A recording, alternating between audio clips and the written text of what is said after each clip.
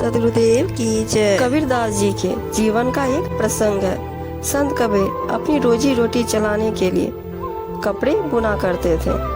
एक बार दोपहर के समय जब कबीरदास जी कपड़े बुनने में लीन थे, तभी उनके द्वार पर एक भिखारी आया। भिखारी बड़ा ही भूखा प्यासा मालूम होता था। भिखारी को देखकर कबीरदास जी को बड़ी दया आई और उन्होंने उसे ठंडा पानी पिलाया। भिखारी कई दिन से भूखा था, इसलिए उसने कबीर जी से कुछ खाने को मांगा।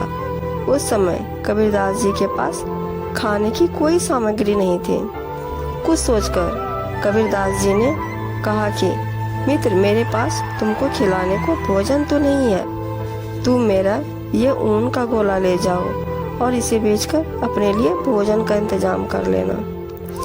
भिखारी ऊन का गोला लेकर चला गया। रास्ते में उसे एक तालाब दिखा। भिखारी ने ऊन का गोला निकालकर उसका एक जाल बनाया और तालाब से मछली पकड़ने की कोशिश करने लगा। संजोग से उस तालाब में काफी सारी मछलियां थी, अतः उसके जाल में कई मछलियां फंस गई। अब तो वो भिखारी शाम तक मछली पकड़ता रहा। काफी मछली इकट्ठी हो जाने पर उन्हें बाजार में बेच आया। अब वो भिखारी रोजाना तालाब में जाता और ऊन के जाल से खूब मछलियां पकड़ता। धीरे धीरे उसने मछली पकड़ने को ही अपना धंधा बना लिया। अब वो कई अच्छे किस्म के जाल भी खरीद लाया। ऐसा करते करते एक दिन वो काफी अमीर व्यक्ति बन गया।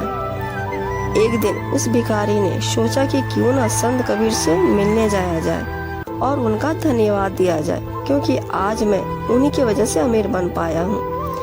जब वो भिखारी कबीरदास जी के पास गया तो अपने साथ सोने, चांदी और रत्न लेकर आया। सभी सोना, चांदी और रत्न उसने कबीर जी के चरणों में लाकर रख दिए, लेकिन संत कबीर उस भिखारी को पहचान न पाए। तब उस भिखारी ने सारी पुरानी बात याद दिलाई कि आपके ऊन के गोले की वजह से मैं आज इतना अमीर हो पाया।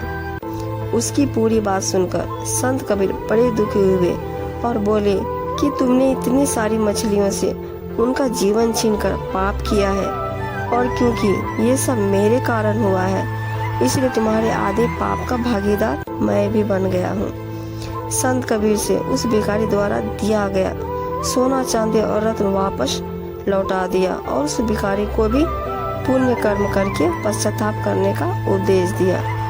दोस्तों, हमें असहाय लोगों की मदद करनी चाहिए। दान करना सबसे बड़ा पुण्य है, लेकिन यह पुण्य तभी मान्य है जब आपका दान अच्छे कामों में इस्तेमाल हो।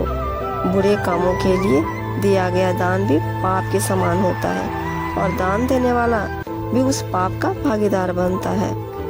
दान दें, लेकिन सोच समझकर, ताकि आपके दान का दुरुपयोग न हो।